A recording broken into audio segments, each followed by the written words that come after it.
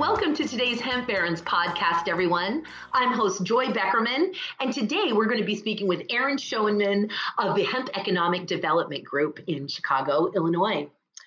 Something that's been on my mind recently, because it continues to come up, it's just crazy that this continues to be an issue, but hey, this is the marathon that we're in terms of treating this safe and legal, versatile, valuable plant, hemp, like the safe, legal, versatile, valuable plant it is, as opposed to a hysterical, demonized devil lettuce.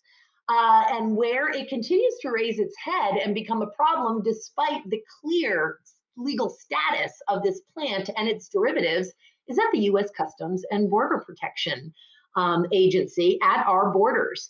And what's really interesting is that U.S. Customs is also getting really frustrated with the DEA because they just want regular guidance on how to deal with imports. And what's fascinating, I have been tracking the evolution of the U.S. Customs and Border Protection website for the last 6 years or so. And they used to have a page up there that said, can I import hemp into the United States? And it had a little bit of guidance. It was kind of like an FAQ. I then began to watch it evolve after the 2014 Farm Bill passed and legal status began to change. And I teach, credit-bearing continuing legal education seminars for attorneys. And it's important for me to be able to show attorneys the evolution of these various federal regulated websites because it gives them an insight into the different thinking. And I've had clients, of course, involved in these border issues, and that is what has come up again. The U.S. Customs and Border Protection is not getting any guidance to the point where they've taken their FAQ completely down. The page has been removed from that website, and that was removed promptly after the Farm Bill was signed, so somewhere in the beginning of 2019.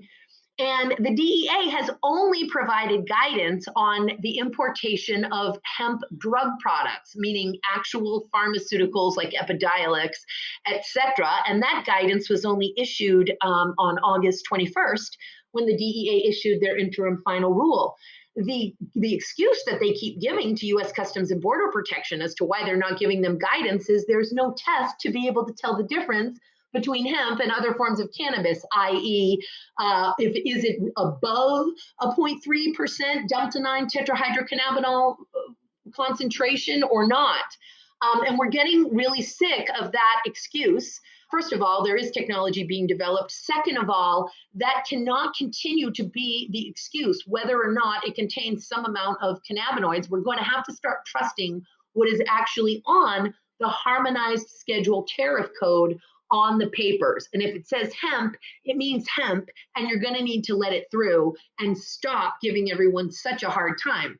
It actually puts the port division directors, so the folks there at ground zero, the DEA isn't there at the border, it's US CBP personnel that's there at the border, and it causes the port division director at that port to have to make the call, which creates a situation where at different ports, the same product with the same manufacturer can get through one port, but not another, or a port that it got through on one day, it can't get through on another day. This is just absolutely tediously burdensome to United States business people of every size, small importers, large importers, new businesses trying to take advantage of the opportunity that the U.S. Congress has given to all of us on a silver platter when it allowed hemp to be removed from the Controlled Substances Act in every respect and to take its place in the broad light of day with America's other legal agricultural commodities.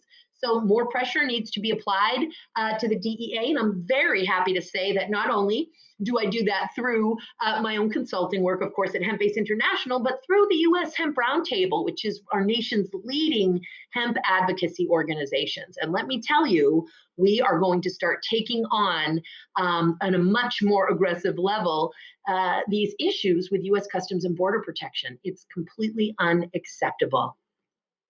And yet, that's the marathon we're in, guys. Without further ado, let's get back to the present moment here with Aaron Schoeneman of the Hemp Economic Development Group. Stay healthy, everyone, this week. Make sure you get those ballots in, and we'll see you again next week.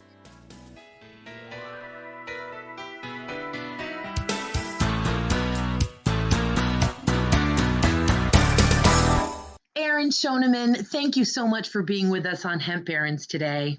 Joy, thank you for having me. It's a great pleasure to be here. Now, I'd heard of you, I'd heard of what you're doing with the Hemp Economic Development Group, and then had an opportunity to get to know you a little better through your involvement with the U.S. Hemp Building Association and the work that you do with those folks. Tell us, first of all, what brought you to hemp? I know you've got some roots in hemp in Iowa and that you're now hailing from Illinois. What brought you to hemp? Sure. So, 2011, 2012, excuse me, I was actually the director of Iowa NORML, so the National Organization for the Reform of Marijuana Laws, and very quickly came to a realization that in a very conservative and rural state, the only way to make any kind of forward movement with cannabis at all, be it hemp or the marijuana side, was through hemp. So after that realization was made, started to focus much more on hemp. Co-founded the Iowa Hemp Association with 5 or 6 other people. It seems like it's so long ago now, and worked for the next 4 years to get hemp passed in Iowa. It was a fairly restrictive bill, but we were able to get something done. Indeed. And oftentimes the first rendition of the bill or the first bill out, they are conservative and in conservative states or I would say hysterically based, so on and so forth. But the beautiful news is that Iowa got a bill passed, and with one foot in front of the other and each seed getting planted in the ground, every legislative session and every year is another opportunity to change the law, to improve the law, to engage in the process and improve the regulation, as you very well know. Now, what made you decide, understanding, of course, that we need everybody involved in delivering on the promise of this plant? We need the lawmakers, the regulators, the researchers, the industry stakeholders, we need the manufacturers to create processing equipment, and we need economic development. So you formed Hemp Economic Development Group. What made you realize that's the place where I can be of the most use right now, knowing that there are so many areas that could use an Aaron Schoeneman in hemp? Sure. So when I started looking at the hemp market after moving back to Illinois, I took a couple year hiatus actually. One of the things that I saw, and many articles at the time were being written about it, was just the lack of processing infrastructure for seed and fiber. And when we first started talking about hemp back in 2014, we were really focusing on the seed and fiber aspects, and I was really focused on the environmental benefits of hemp, particularly using hemp for as a tool in Iowa's nutrient reduction strategy to kind of take some of the nutrients out of the runoff before it hit the Mississippi River and ended up in the Gulf of Mexico, causing a hypoxic dead zone. But at that point, everybody was really more focused on CBD, kind of understandably by now. What really stood out was just that lack of processing infrastructure, going back to where I focused before in the environmental, not necessarily on the CBD side, focusing on the fiber. And so that's really where the focus on that kind of processing as opposed to CBD processing was. And seeing the kind of demand ceiling that had been hit earlier this year for CBD and dropping prices, what I really saw was that the future is in this huge area that we just haven't tapped into yet, and that's seed and fiber. So in order to grow seed holistically and process it, you also have to have some kind of fiber processing, because what we're doing right now is either burning the stalks or having very small scale experiments on what could be very large scale things. So that is what was exciting for me when I started looking back at hemp again, was just the seed and or sorry with the fiber processing rather, and the need to get that done, seeing that as something that comes from hemp that people kind of know what to do with. We can do hempcrete, hemp wood, things like that. But there's a lot of other really cool materials that can come from hemp fiber and the stalk. So that's where I focus. And who are you working with? I imagine it's everything from state, local, county officials, and maybe even at a federal or international level, as well as stakeholders or farmers. Tell us a little bit about about Hedge and who you're working with? Sure. So the Hemp Economic Development Group focuses on working with regional development authorities to get its work done. The reason that regional development authorities are kind of our target is because a lot of the fiber infrastructure that's going to be needed is really expensive. You look at some of the hammer mills or some of the more advanced machines that are costing million and a half dollars or more, and that is kind of inaccessible to a lot of farmers and a lot of people who want to get into hemp but don't really have the financial acumen to really finance a project that's this size without kind of help from the government or from the banking system. And through working with the regional development authorities, we've been able to turn to banks and really have got them on board and they know now that when we talk about hemp, we're not talking about CBD. And that's awesome because a lot of the banks, when they hear hemp, they automatically think, okay, this person's dealing with CBD. We have regulations against investing in CBD, so it's not something we can really do. And the FinCEN guidance, of course, that has been issued, it's getting more and more relaxed. Having said that, banks are dealing with their own compliance issues and have their various levels of paranoia. And it's a SAR is the acronym, a suspicious activity report. Yes. And so if banks do suspect that there is something funny going on with that hemp operation, then their obligations are triggered for these suspicious activity reports. And yes, indeed, there was so much paranoia around and they got so many different bulletins that they hear hemp and they think CBD or a cannabinoid. Sounds like you are starting to do a wonderful job re-educating them and expanding that knowledge base. Yeah, once they realize that the seed market for both human and animal food overall globally is somewhere in the $5 trillion range, Mhm. and then you look at, well, we have such a demand for meat that if we're going to be able to keep up with our demand for meat by 2050, we need to double our usable arable land for meat production, and that's simply not humanly possible at all. Once they started to see that, and then they said, oh, from a holistic standpoint, there's a bunch of cool stuff that could be done with this fiber that would be great investment opportunities also. They then start getting on board with, okay, well, let's talk about different kinds of bonds, like industrial revenue bonds that could be issued through municipalities that could help fund some of the land acquisition or equipment acquisition and things like that. So between there and working with farmers and working with already existing businesses or just entrepreneurs that have an interest but don't really have expertise around them, we're helping everybody kind of tie the strings together to make it work out wherever we're working. So right now we're focused in the south suburbs of Chicago, but we're also talking with. There's a group in Gary, Indiana, that said that they want to be very public about what they're doing, so they're okay with somebody talking about it. So right now, I'll say that they have 2,500 acres of land that they want to turn into processing, and that would just be reappropriating former steel mills and making them into hemp processing facilities. With those kinds of projects and those kinds of groups and people, for instance, we're tying together persons and entities who would be able to benefit from hemp for the benefit not just of their own businesses, but really for the industry as we see it.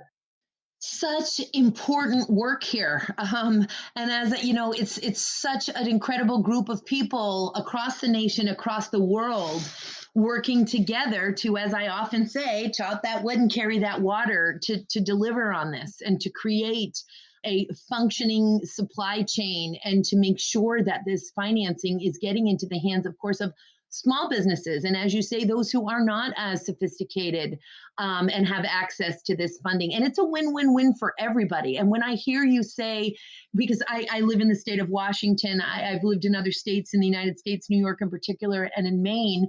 In Maine, of course, I grew up, and it was paper, paper, paper. We had Scott paper, Kai's fiber, which makes Chinettes. Your parents, yeah, they either worked at the hospital or the paper company, right? And as you say, these steel mills, and we have all kinds of just abandoned processing and manufacturing infrastructure around ports. I mean, very valuable, unused. And so we're really talking about invigorating. Is there a particular project either planned or done or underway that you could share with us? So right now we're planning and somewhat underway with South Chicagoland project. The reason that we're focusing here is because between Illinois, Indiana, and Michigan, all of that is about a 2-hour drive, which is what would be ideal for a farmer if they're going to drop off their hemp or any other crop, right? We often say within 50 to 100 square miles of every biomass feedstock, that works great. Yep, and right now, the other benefit is that we're right on the Union Pacific and Norfolk Southern lines. In order to really reach deep into the states, those are going to be very beneficial. So that there's a lot of food companies, Kellogg, Wrigley Foods, that are right here centrally located in the Chicagoland area.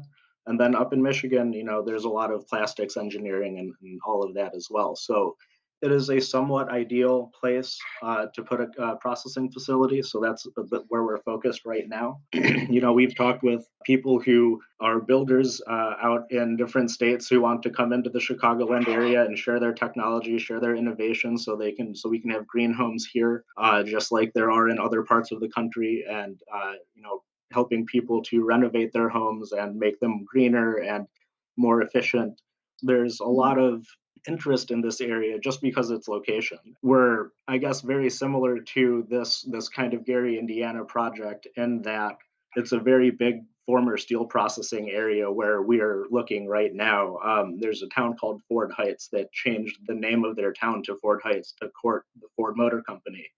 And Ford actually moved into the town next door, Chicago Heights. Ford Heights was kind of SOL there. But, this is an area that has a lot of former manufacturing that can be retrofitted just like Gary. And we're hoping that between, those older buildings and maybe some newer land that can be developed that isn't being used right now, there's going to be enough for not just the processing in terms of the room that'll be required, but there will be room and a demand really for an R&D center where entrepreneurs can look and research their new materials, new products, and if they don't have enough money, capital for a space of their own, there would be room that they would be able to rent and machines as well because that equipment can be expensive. So we're looking at kind of the holistic campus model that everybody is looking toward, that we all want to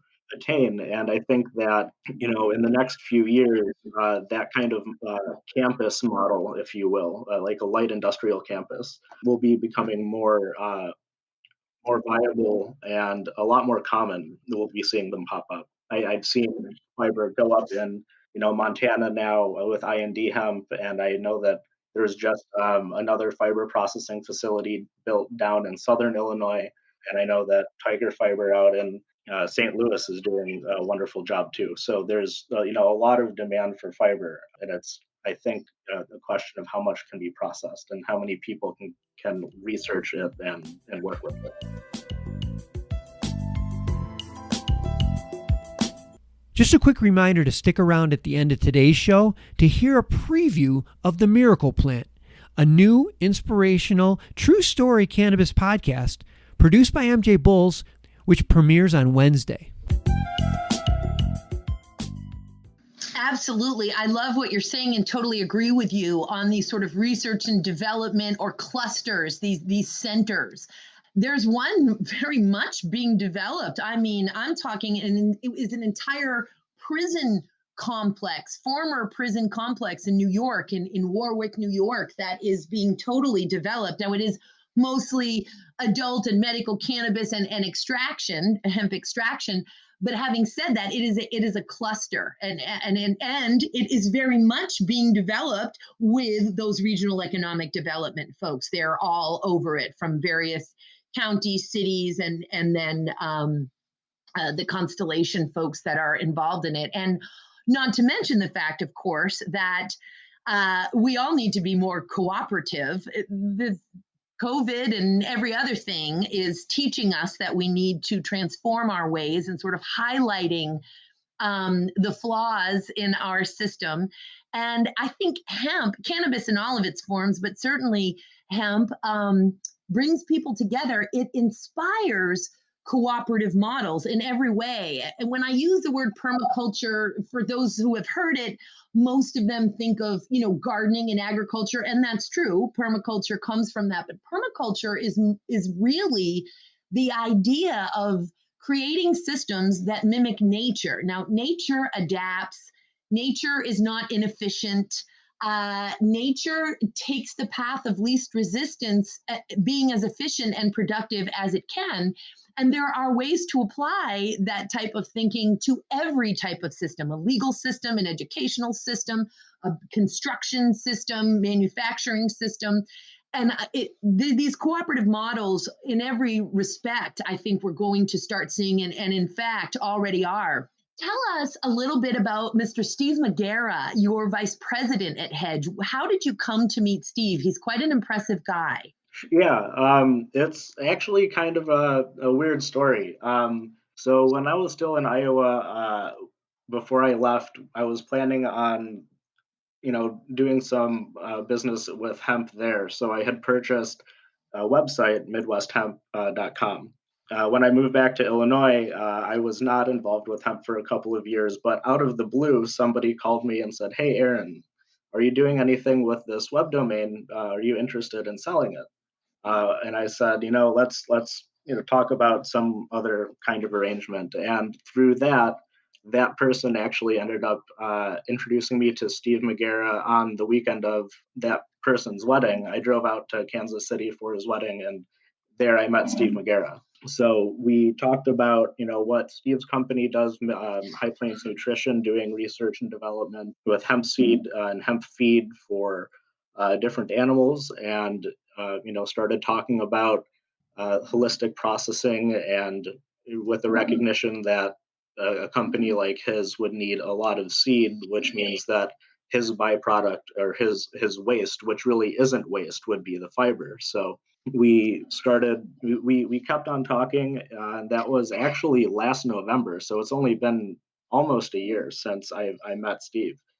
And in January, early February, we founded the Hemp Economic Development Group, and that was because we really saw a need for more fiber processing. If we're going to, as a society, be a little bit more reliant on plant-based proteins, and hemp is really a plant that can drive our society toward that, I think, then there has to be something that is done with the fiber other than just burning it. And whether it's biochar and pyrolysis, which I believe you're a fan of. I'm not exactly sure. Big time. But whether it's pyrolysis, or, just decorticating the hemp and using it for hempcrete, or for hemp woods, or further refining it for the plastics, all of that really needed to be done. So in order for there to be an efficient model like we were just talking about, that's where Hedge comes from, is trying to bring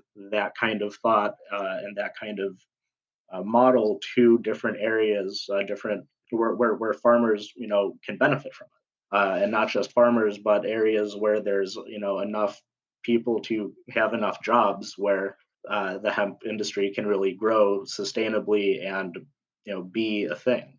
And such, what a team, a great match with your hemp in mind, and Steve's, obviously he's a financier in terms of, he's got his master's in finance, and he's CEO of High Plains Nutrition, quite involved in hemp and has been researching it. This is a wonderful team. And it seems to me, is your brother also involved, Jacob?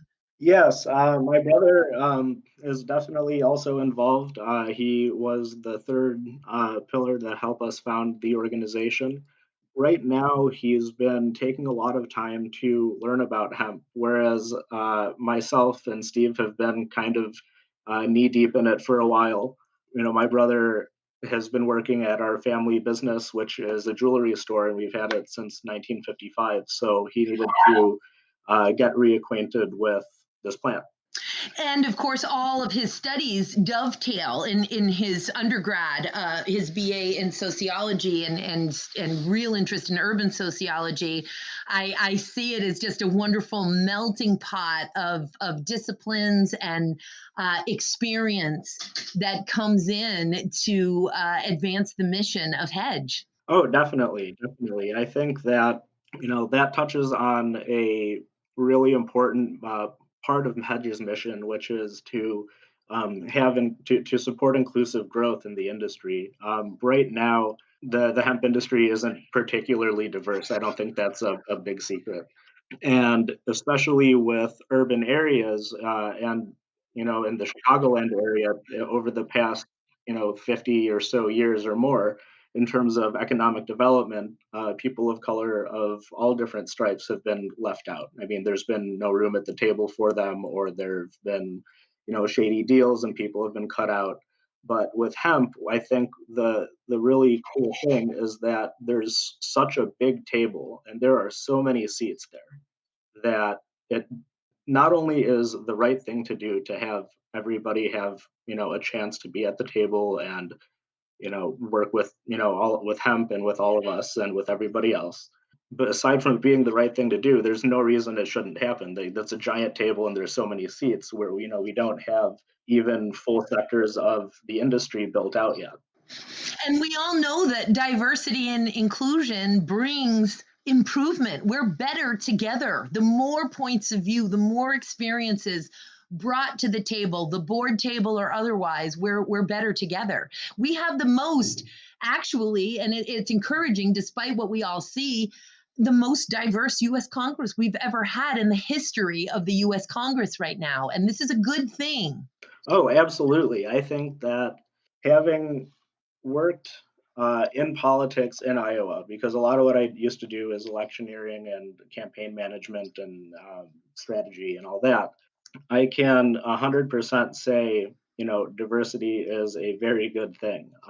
And being able to not just, represent everybody's different viewpoints and needs depending on what different community needs are, but there is actually economic benefit to having all of those voices heard, represented, helped out, having fair access to different things, making sure that everybody, I mean, my mind immediately right now just jumps to the census because we have that going on, and making sure that there are not barriers to voting and people can get fair housing and have access to the healthcare that they need. All of that comes with the diversity that we see in the legislature. So, it's very encouraging, and I hope that after this next election, that only continues to grow. Me too. Me too. And I so don't mean to be a Debbie Downer in our awesome conversation. I do believe that the Supreme Court did just allow the temporary stoppage. I think it's temporary, but we were supposed to continue on with the census, I believe, until October 22nd or so, and it Right. had been stopped.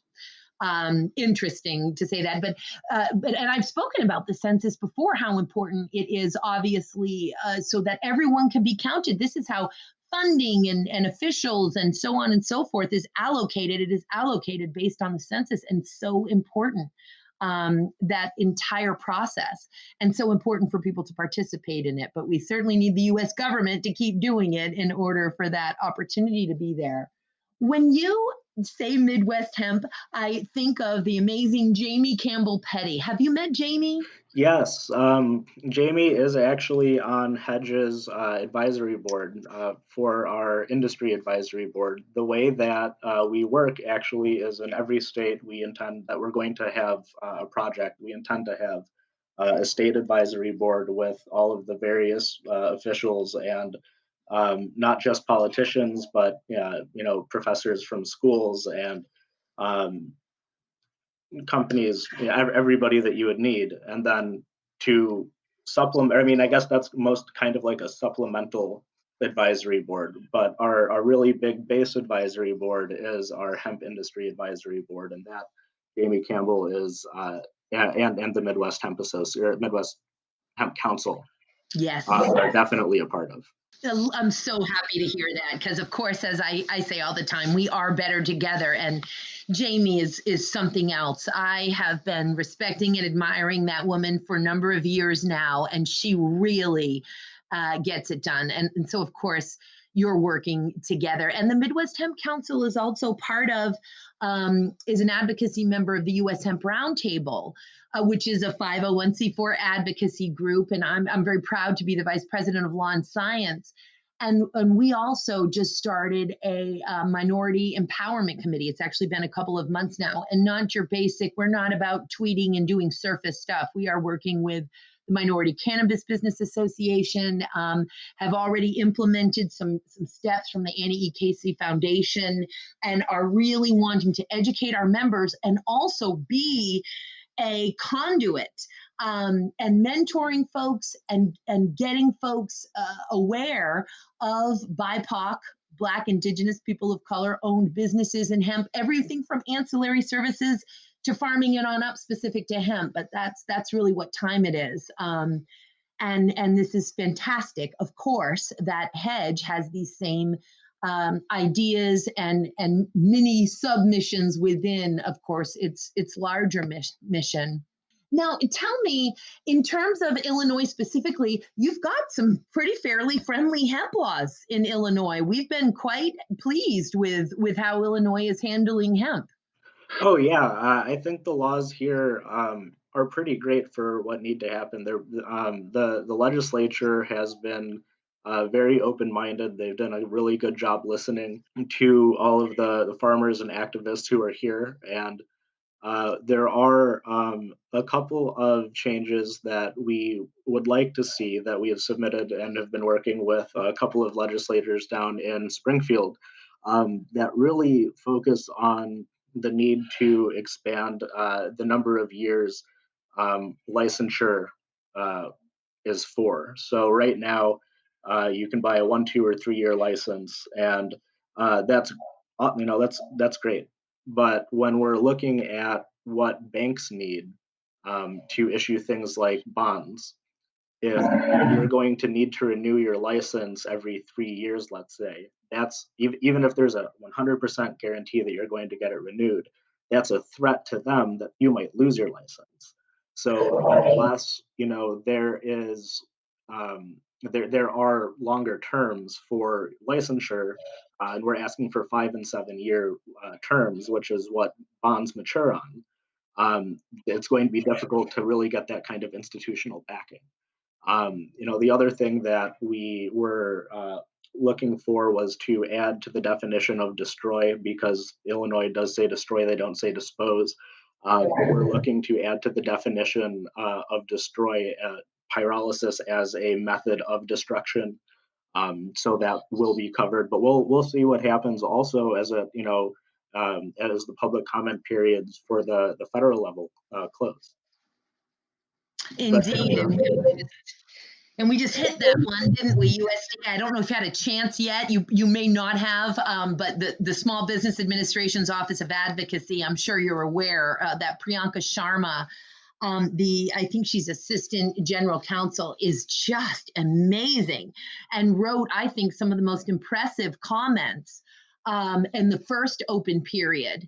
And she did major outreach. You probably got an email from her as well, Aaron, really wanting to get folks working with her and getting information, and got her hands in it.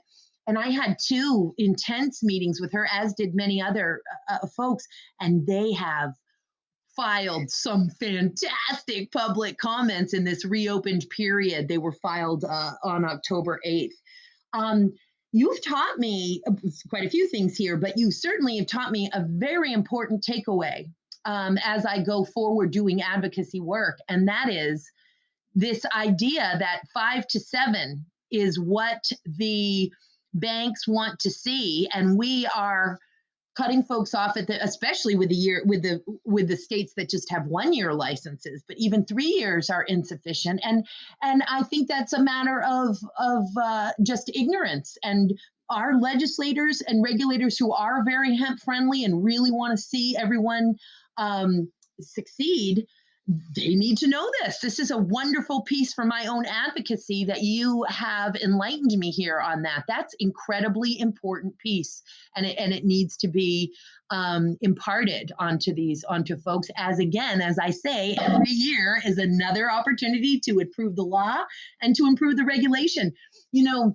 So many folks thought, hemp has been legalized as an agricultural commodity. My work here is done.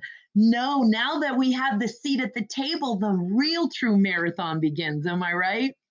Oh yeah, I've always said that, when we were fighting to legalize hemp in Iowa, that this was the hard work, but afterwards it's the difficult work that continues. Absolutely.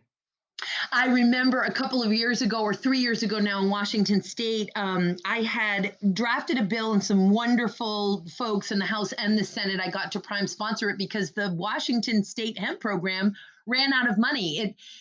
It's interesting for folks to realize that Washington State legalized medical cannabis in 1998. Then it legalized adult use cannabis in 2016. Both of those were done by initiatives of the people as opposed to an act of legislation. Not all states have that initiative power. New York doesn't, for example, but Washington does. It took us another year, and I'm sorry, 2012 is when adult use cannabis was legalized here. It took us another 4 years in 2016 to legalize hemp in the state of Washington. It was the last of all forms of cannabis to be legal. And we didn't plant the first legal seeds post-prohibition in Washington until June of 2017, but the fiscal note and the budget was for 1 year to hire that full-time employee who was wonderful. Emily Feblis was our original hemp production, our hemp program coordinator. Now she works for the USDA after spending a couple years in North Carolina on their program. But the point is that when that money ran out, there was human beings are not free. Full-time employees cost a lot of money, especially in a state like Washington, where there are wonderful benefits and it's a higher cost of living. In any event, the money ran out. So, had to draft a bill to get some more money in the coffers to feed the budget for another year. And in doing so, and I'd spent lots of time in state legislatures, I just happened to become aware that year in 2017, there were 51 active bills on the alcohol industry in the state of Washington. And that's when it really hit me. Alcohol prohibition ended several decades ago, and we've got 51 alcohol industry related bills active in the state legislature. It's a marathon. We are always going to be fighting for or advocating for, I don't like to use language like fighting, but constantly advocating for, diligently, vigorously, more fair, less hysterical laws in every aspect for hemp. And man, aren't you and Hedge doing a wonderful job of that, not just in Illinois, but what you do in Illinois affects the whole nation.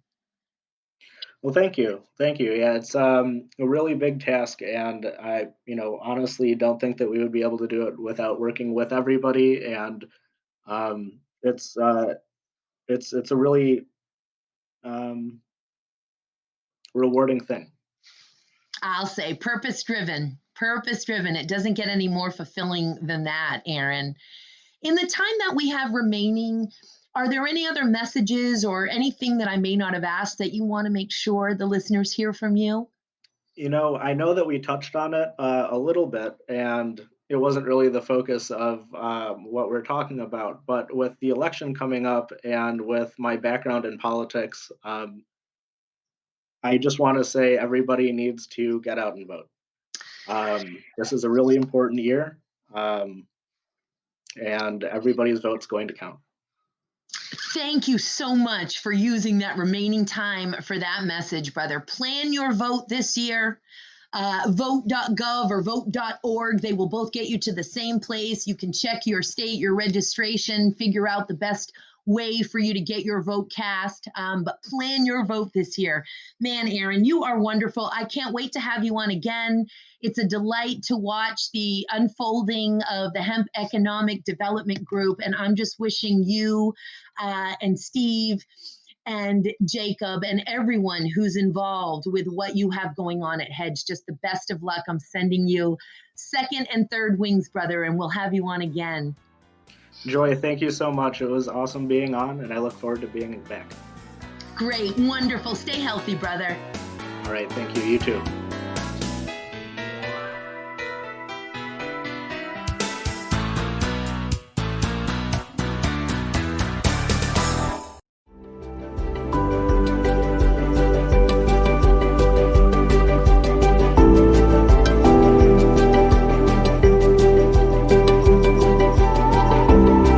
Welcome to the Miracle Plant Podcast, a show that inspires, promotes, and gives you the daily dose of inspiration you are looking for from the people that have changed their lives in extraordinary ways. And now here's your host, Justin Benton.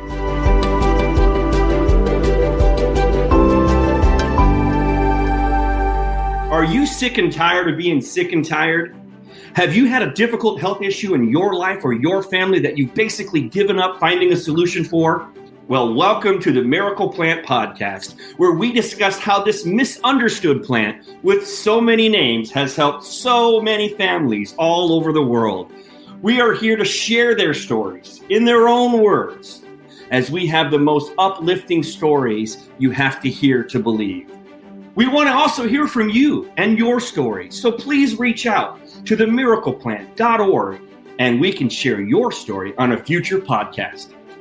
Thank you for listening to the Miracle Plant Podcast and being a part of this incredible burgeoning community. Happy healing!